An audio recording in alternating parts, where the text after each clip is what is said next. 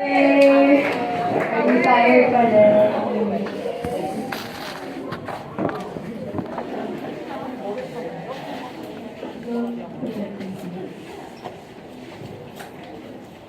So hi guys, maayong gabi.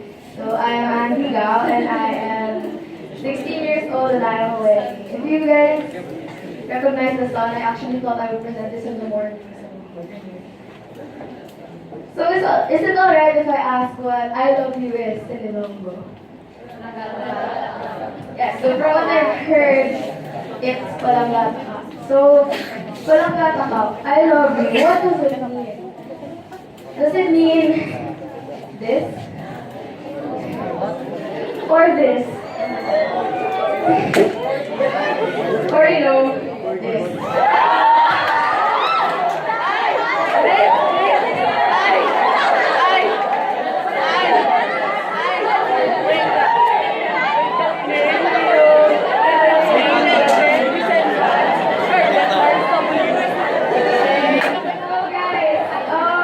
Do you love these things, or at least some of them? And I'm sure each of you can relate to this to some level. Ako nga, personally, I got recently pulled into the world of K-dramas, so I can definitely relate to loving opas like Lee Min Ho and these folks so are cool to each other, Wow, I knew. But like all of these, is this all that love is?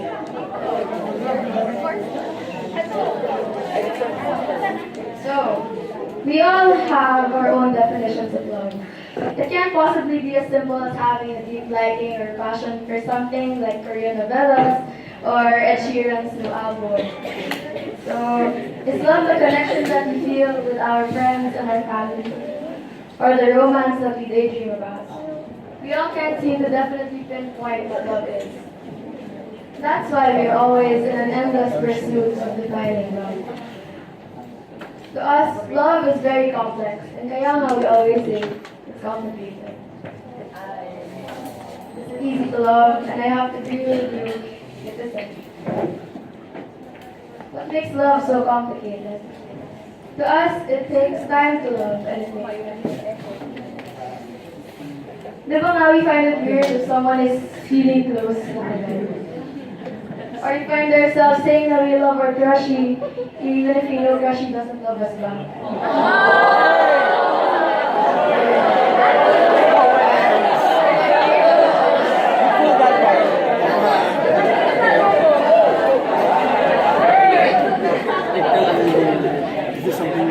Diba nga, we think that love has to be two-way.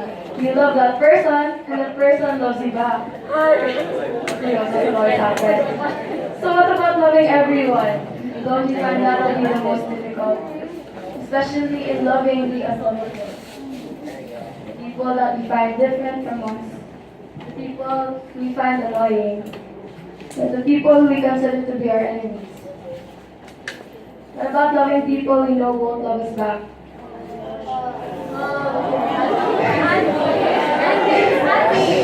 Do we still extend the effort to love? Most of us are afraid to love as well. Because mainly we are afraid of being rejected. We are afraid that our love won't be returned and that we waste our effort on a lost cause. We are afraid of being judged if we love lovable. We are afraid of loving because we don't want to commit mistakes. We are afraid of loving because we don't know how to start. We don't know what would happen in the future. We are afraid of loving because we think that someday our love will be taken for granted. And nobody will love us back the way we do.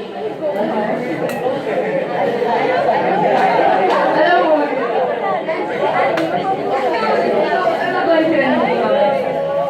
That's why we find love very complicated. We set conditions to loving. We put love in between an if and a then. And we label love as something powerful but unattainable. We think of it as something that can be given only to those who deserve to be loved. We label love as something that's too difficult for our simple minds to understand, and that's why we find it difficult to love others as well. Because we limit ourselves. because we have a certain mindset about what love is and what love should be. We complicate love. But see, there was someone who did not limit himself to loving. He loved in its ultimate simplicity, in language everyone could understand. He loved everyone, even to his dying breath.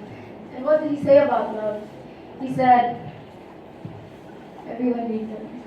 A new commandment I give to you, that you love one another, even as I have loved you, that we also love one another. By this all men will know that you are my disciples, if you have love for one another. Jesus taught us to love in a way we all understood. In a means that went beyond the limits that we set to upon ourselves to love. Jesus lived a life of service. All that he did in his life here on earth, he did out of love, with no condition, with no expectations of being thanked, or being credited for what he did.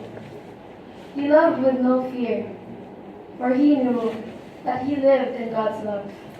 He loved us by serving us and by remaining faithful to God's will, by dying for us on the cross. He loved in all simplicity. He expressed it beyond feelings, beyond conditions, knowing well that loving would entail sacrifice. He served us and loved us so that we may know love, so that we may be able to love just like he did. And this was the love Jesus wanted to give us to give to one another, a love that transcended our limitations, our fears, and our differences. Has anybody heard of this word, agape? Yes. You guys know your Well, agape, it is a universal and encompassing love for all. It is a love that goes beyond and a love that is unconditional. And how do we express this love? You know that love, expressed in all its simplicity, is service. Service, a common and universal language of love. Service is what breaks down the boundaries that we set ourselves in loving. It helps us to understand the bond we share with everyone in love. Despite finding it difficult to answer our calling to love one another, we find that through service, loving may not be as difficult as it may seem. We realize that service breaks down all the limitations, all the boundaries, and the hindrances that we set to love. It is through service that we realize we aren't as different, as unlovable as we perceive ourselves to be. And just like love, we tend to complicate service. We try to measure it, we try to label it. We have doubts, fears, and our own limitations to serving others. We doubt our abilities, we fear we will not be able to measure up to the love that we want to give. We tell ourselves that we aren't right for the job, that we are not the best people to serve, and that our service will not make a difference in this world. We fear that we will commit mistakes, and that we won't be enough, and that we wouldn't matter.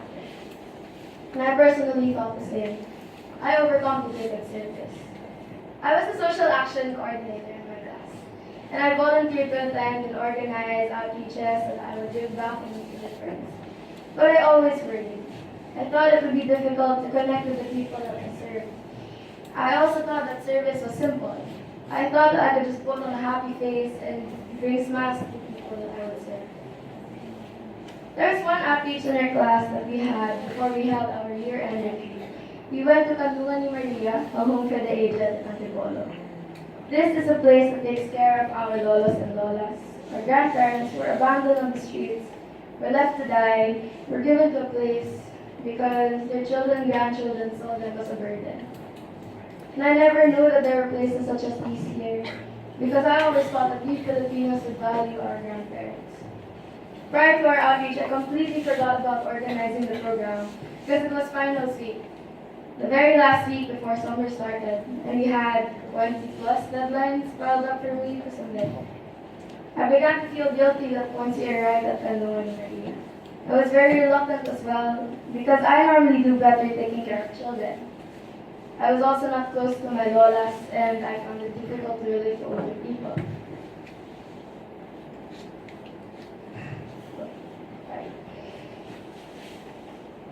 I was also very close to my lolo, who passed away due to aneurysm. And I did not feel as open to going since I knew I would be reminded of him. Especially since I did not see him in his last moments. We got to have personal time to talk to our lolas and lolas, and I was assigned to Lola Charlie, who sat on a chair at the very back of the room. Personally, I felt a bit disheartened because I found out that he couldn't talk. So I couldn't get into any conversation with him, unlike the chattier lolas in front. He couldn't join the games or dance with us or even sing a duet with me at the karaoke machine. And I learned that he had stroke and lung cancer, so he could not move nor talk. And I asked him how he was, but then he cried because I couldn't understand what he was saying, what he was mumbling. And I knew he wanted to say something real badly because his smile at seeing me turning into tears of frustration when I could not make out what he said. It broke my heart. And I told him, Lolo, huwag ka nang umiyak. Happy lang. And his crying stopped. He smiled and he held my hand. And he held on tight. And I didn't even know this man. But he looked at me like I was his grandchild. He lived a life, he had a past. But now that he's chair-bound, he's waiting for the day that he'd leave. And I couldn't look him in the eye, because I saw too much of my lolo in him. And I cried in my eyes down, and I couldn't speak for minutes, because I choked on my own sobs. How could Lolo Charlie, such a kind-hearted man, be abandoned like this? What did I do to meet a man like him? And that's when I heard my Lolo. I heard him say, Aunt, I'm proud of you. Thank you for taking care of him, Apo. And I saw a smile in Lolo Charlie. God also spoke to me in those moments. Said, Anak, thank you for taking care of me. I'm proud of you. Your Lolo is proud of you.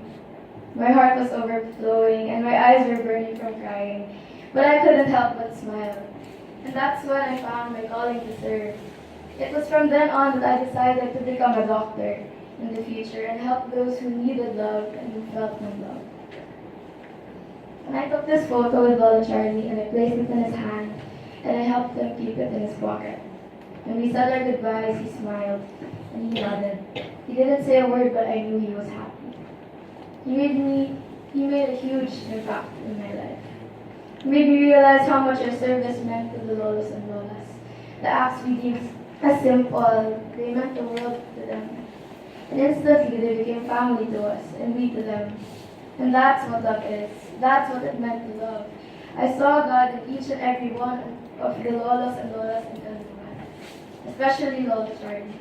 And it made me realize that love isn't as difficult as we think it is.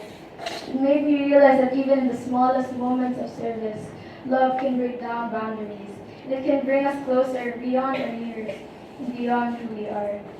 And it can touch us. It can change us.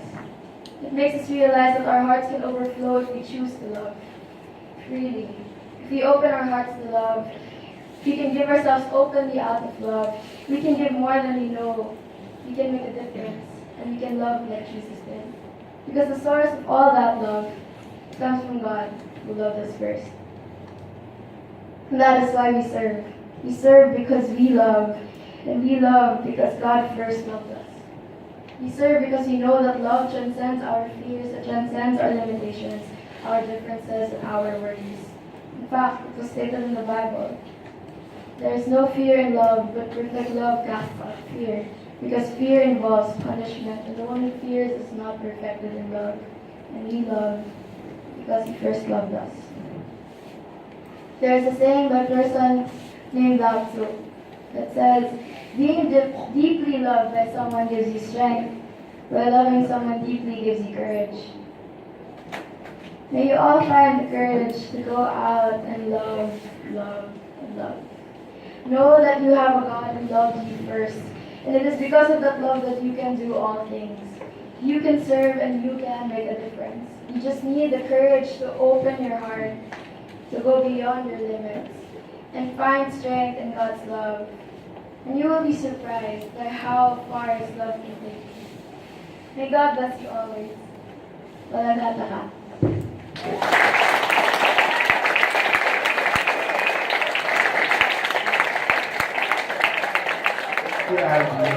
Nice slide. That's Okay. So, Jake,